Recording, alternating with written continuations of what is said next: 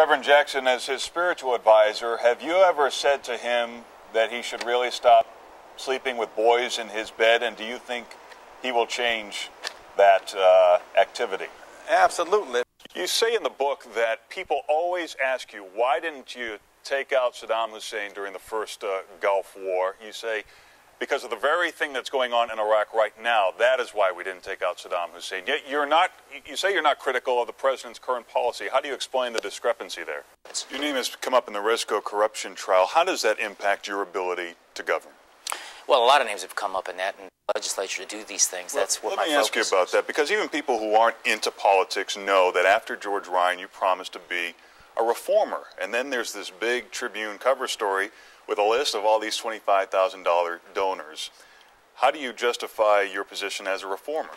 Well, easy. We've changed a lot of things in state government. Senator, I wanted you to make the distinction. Were you apologizing for offending people, or were you apologizing for comparing troops to the Nazis?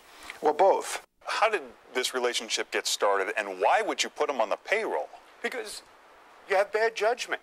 John, I read something on one of your bios that you owned a disco in Portugal, and I don't pretend to know you, but you just don't seem the disco type to me. Is that an accurate, you own the disco?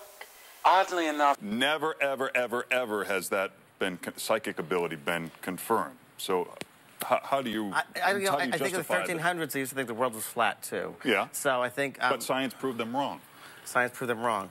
Now, Ashley came out with a book, talked about being sexually abused. Is that... Forget about it. We're not going to talk about that. We love her and support her. Next question. That's not what the book is about. If you read the book and you know what you're talking about as a journalist, you would know that the book is about...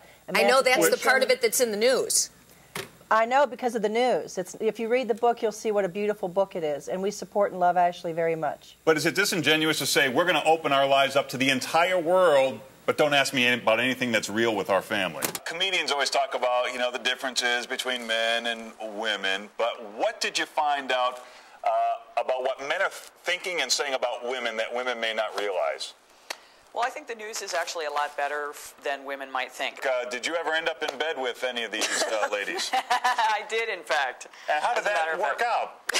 Well, I disclosed myself to them, and they found that they were actually still interested in me. The criticism of these ads, obviously, let's be frank, is yeah, let's. The message is from this billboard that if your spouse isn't as hot as this, time to trade up. No, do you agree with that? all. No, it gives you hope, fantasy, it's hot. I mean, come on. You want to look at something, sex sells, right? You want to look at something hot. You don't have to get divorced to have a fantasy. I can't. Sonia Reich's family didn't even know she had a story, let alone a mysterious one. Her son's journey to learn more about it was not just across the miles, but back in time to find what was haunting his mother's mind. It's a story he put together in a book and a documentary. One night, Sonia Reich was found wandering the streets of Skokie, screaming. My mother packed up 2 shopping bags with clothes, underwear, essentials, and fled her house in Skokie, believing, she said, that someone was trying to kill her. She heard a voice saying someone was going to put a bullet in her head. They're going to give me a bullet in the head. I am going to fall over and I wouldn't even know who killed me. Psychologists diagnosed her with delusional disorder, but to Howard, a journalist for the Chicago Tribune, the diagnosis didn't make sense. He had Dr. David Rosenberg of Highland Park meet her. Do not throw no needles at me while I am in my room. His diagnosis?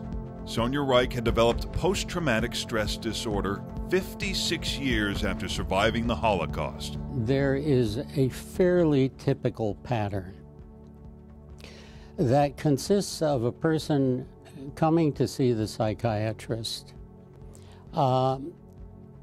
really in tatters, worn down by months and years of being unable to sleep well.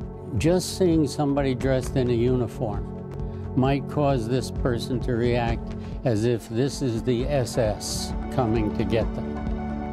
1941, Sonia was a 10-year-old girl when she escaped through a window like this one in what was then Poland. She was one of a few who avoided these killing fields of Dubna, 12,000 executed from the village. Howard stepped into his role as journalist and traveled here to learn about the missing years from his mother's childhood. She was basically running through the forest, begging for food on farms, and subsisting in this kind of feral existence through those years. And somehow she came out of the end of it whole as a person, but quite damaged psychologically. A hunted child with lice and frostbite. His mother was on the run for 2 years and never learned to trust anyone.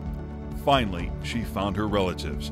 But like many Holocaust survivors, she kept her stories secret, suppressing them for decades to try and live a normal life in a new world and raise a family. The bitter irony here is that that resolve of hers is what's preventing her from getting help today, because she believes everyone is trying to kill her again as they once did. So she won't take medicine.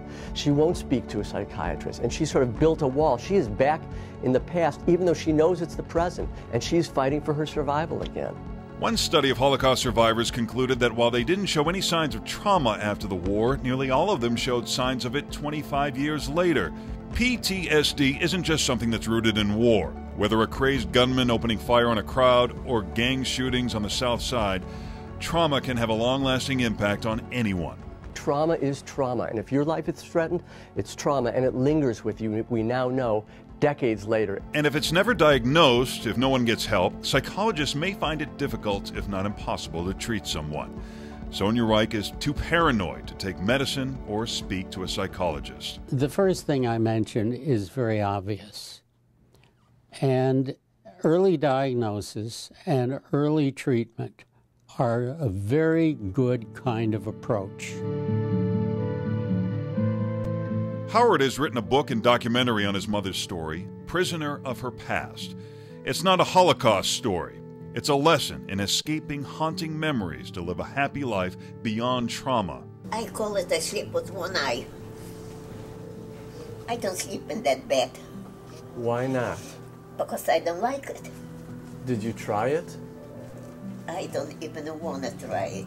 It's too late for Sonia Reich. She escaped the Nazis, but for her, the war is still on. She won't even read her son's book. She says everything she wants and needs now is right in front of her. Now I realize the gravity of what my mother went through, and I appreciate and admire what she has made possible for me, and I think I love her in a way that never was possible before. During World War II, American airmen flew fuel and supplies over the Himalayas, stretching from India to China. They called this supply route the Hump.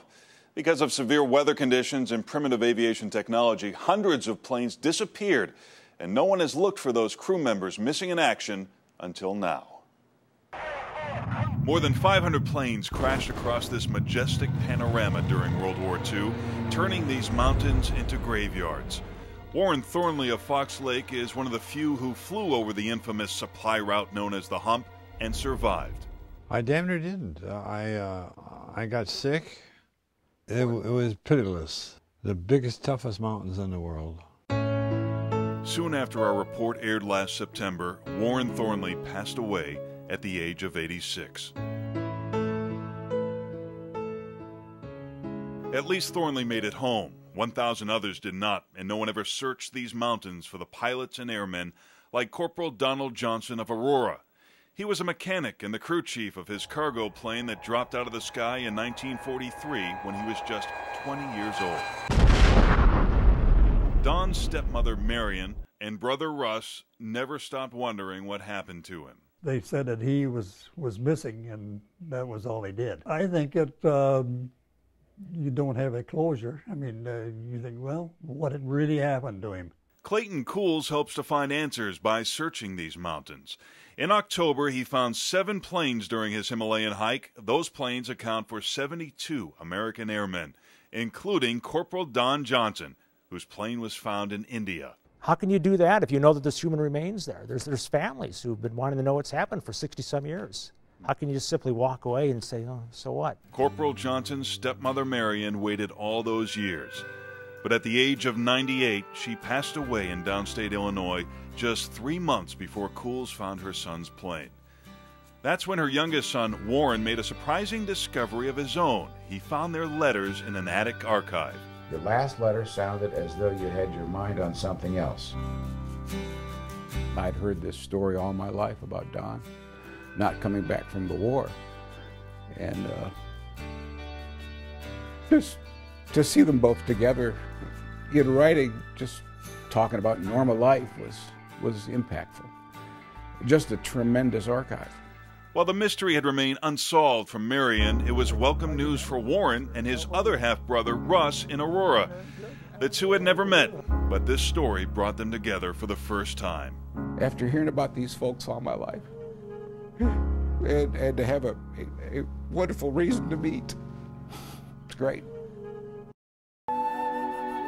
Clayton Cools says this is why he spends his own time and resources searching for weeks in the wilderness. He hires a team of guides and hikes for weeks in the Himalayan mountains. They cross makeshift bridges, climb snowy hillsides. In the last 5 years, he's found 15 planes accounting for 107 airmen. Until now, no one had ever searched for them. I can't believe no one's ever done it already. How can you do that if you know that there's human remains there? For many, like Corporal Don Johnson's stepmother Marion, it is too late. Johnson's death is marked only by twisted metal. Russ and Warren hope their brother's remains can be brought home to Aurora soon, to a plot they've been holding for decades, hoping someday someone would solve his mysterious disappearance. Mother Earth will swallow you. Lay your body down. The government agency in charge of searching for MIAs is called JPAC. Its primary focus is Vietnam. Last October was the first time it had sent a crew to the Himalayas, but officials say they had to cancel the expedition because of bad weather. However, they say Johnson's aircraft is on their recovery list for 2010. Time now, 7:05. A follow-up story. Rory Langford was surprised when he read an article that said his grandfather might have obtained a double eagle coin from 1933. Now, there aren't that many out there because President Roosevelt had ordered them melted down. So the $20 coins are now worth about $8 million. Oh, my. Roy found a family safe deposit box, and there was the coin. And then another, and another, and another. 10 coins, that's $80 million. Thank you, Grandpa. Roy took the coins to the mint to be authenticated a couple of years ago, and the government said, why, yes, they are real, and we'll be keeping them. What? At that time, the government said the coins were stolen government property. Everyone went to court. Now, 2 years later, a judge has ruled, but the government is being very careful with its words. The judge says the coins were wrongly taken from a U.S. mint 70 years ago, and Grandpa was somehow involved. Authorities say the coins were improperly removed. Whatever you call it, as it stands now, Roy will not be $80 million richer. He says he'll keep fighting in court for the double eagle coins. What happened to finders keepers? Good for him. All right, here it is. Yeah. Big trouble with Hall and Oates. A bloody battle. Hall told cops that he was bitten by Oates during an argument Sunday night. Hall suffered a significant injury above his left eye. But wait a minute, we at WGN have learned that you have to sift through all the details to really figure out whether you have a story. We have learned that? Yeah. It turns out the bloody battle was between Hall and Oates, Scott Hall and Roger Oates of Ohio. Oh, no. Roger Oates bit a chunk of skin almost completely off of Scott Hall.